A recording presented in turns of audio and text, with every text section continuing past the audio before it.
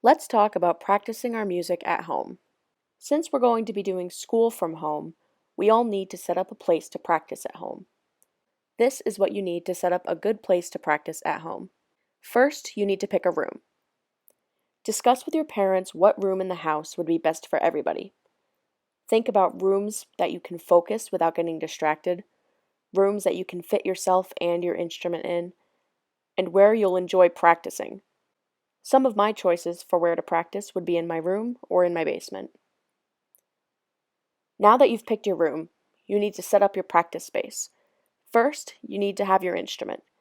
You will also need a music stand.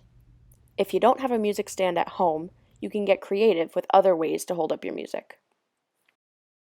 Next, you might need a chair. When I play violin and viola, I stand because it makes me play better. But if you play cello, you definitely need a chair. Next are instrument accessories. Cello needs a rack stop to hold the cello in place, and violins and violas need a sponge or shoulder rest to help hold their instrument. Make sure you keep a pencil with you when you practice. Also make sure you have something to help you tune your instrument before you practice. We'll be going over how to tune in another video.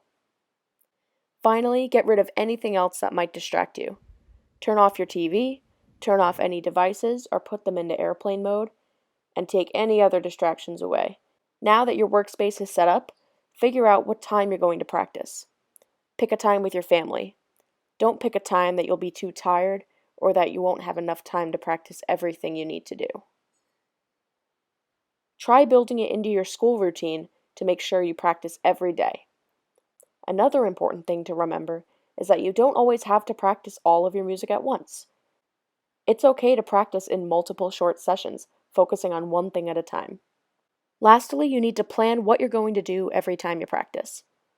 You can use the practice sequence list to help you plan every practice session.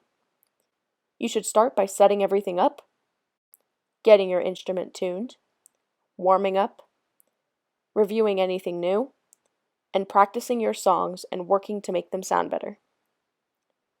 When you're done and packing up, make sure your bow is loose and everything is back in the case. If you set up like this, you should be all set to do things from home. Have a parent take a picture of you practicing in your new practice space and submit it on Google Classroom for us to see.